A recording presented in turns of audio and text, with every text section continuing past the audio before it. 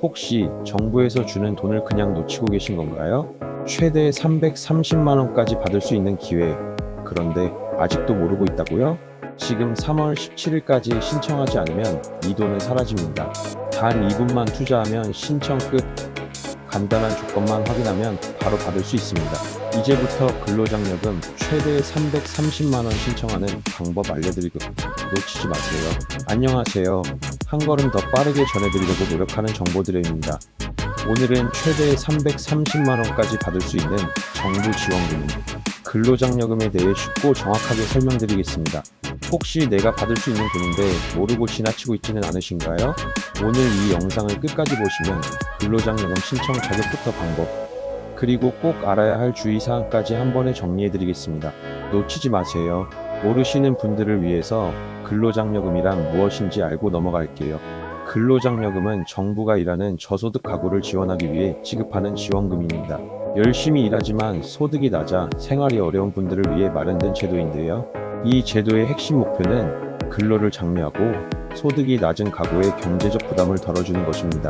단순한 복지가 아니라 일하는 사람들에게 실질적인 도움을 주려는 정책이죠.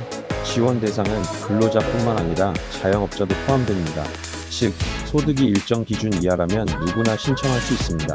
그럼 본격적으로 근로장려금 신청 자격에 대해 알아볼게요. 자, 그럼 누가 신청할 수 있는지 자세히 살펴볼까요? 근로장려금을 받을 수 있는 조건은 크게 가구 유형, 소득 기준, 그리고 재산 기준으로 나뉩니다. 가구 유형에 따른 연간 소득 기준, 단독 가구 연소득 2,200만 원 미만, 콧벌이 가구 연소득 3,200만 원 미만, 배우자 소득 300만 원 미만, 맞벌이 가구 연소득 4,400만 원 미만, 배우자 소득 300만 원 이상. 최대 지원 금액, 단독 가구 최대 165만 원, 콧벌이 가구 최대 285만 원, 맞벌이 가구 최대 330만 원. 재산 기준 1억 7천만 원 미만 100% 지급, 1억 7천만 원, 2억 4천만 원 미만 50% 지급, 2억 4천만 원 초과 지급 불가. 재산 기준에는 주택, 자동차, 토지, 금융 자산 등이 포함됩니다. 따라서 단순히 소득이 적다고 해서 다 받을 수 있는 것이 아니라 재산도 함께 고려된다는 점을 꼭 기억하세요. 기준과 대상에 대해 알아봤으니 이제는 근로장려금 신청 방법을 알아볼게요. 먼저 신청 기간은 2025년 3월 4일부터 3월 17일까지입니다. 기한이 짧기 때문에 미리 준비해야겠죠? 신청 방법은 3가지. 홈택스 PC 신청, 국세청 홈택스 홈페이지에서 로그인 후 신청, 손택스 모바일 신청, 국세청 손택스 앱을 통해 간편 신청 가능. ARS 전화 신청 1544-9944에 전화 후 음성 안내에 따라 신청. 작년에 신청했던 분들은 올해 자동으로 신청될 수도 있지만 정확한 지급 여부를 확인하기 위해서는 직접 신청하는 것이 가장 확실합니다. 신청하면서 주의해야 하는 사항들이 있는데요. 1. 안내문을 못 받았더라도 신청 가능. 국세청에서 문자나 우편으로 안내문을 발송하지만 안내문을 받지 못했다고 해서 신청 자격이 없는 것은 아닙니다. 본인이 조건에 해당한다면 반드시 직접 신청해보세요. 이 신청 후 탈락해도 손해없음. 근로장려금 신청 후 지급 대상에서 제외될 수도 있습니다. 하지만 신청 자체에 불이익은 없으니 조금이라도 가능성이 있다면 꼭 신청하는 것이 좋습니다. 3. 소득이나 재산 기준이 애매하면, 자신의 소득이나 재산 기준이 애매하다면 신청해보는 것이 좋습니다. 국세청에서 검토 후 결과를 알려주므로 스스로 판단하기 어려울 경우에도 적극적으로 신청하는 것이 유리합니다. 5. 근로장려금과 일자리 창출. 정부가 근로장려금을 지급하는 이유는 단순히 지원금을 나눠주기 위해서가 아닙니다.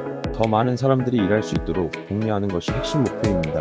하지만 장기적으로 보면 근로장려금보다 더 중요한 것은 양질의 일자리 창출입니다.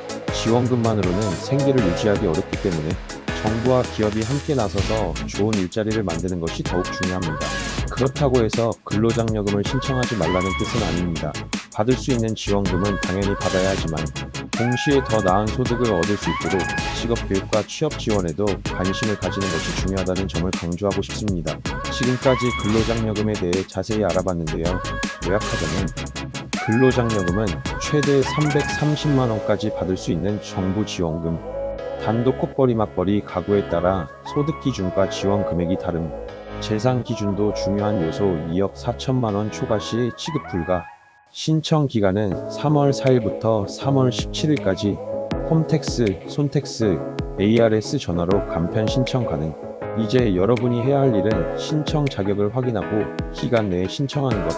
이 영상을 보신 분들은 반드시 신청해서 받을 수 있는 혜택을 놓치지 않으시길 바랍니다. 그리고 주변에도 널리 공유해주세요. 많은 사람들이 이 정보를 알 수 있거든요.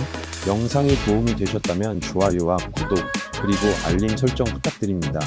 앞으로도 정부 지원금과 경제 관련 정보를 빠르게 전달해드리죠. 감사합니다.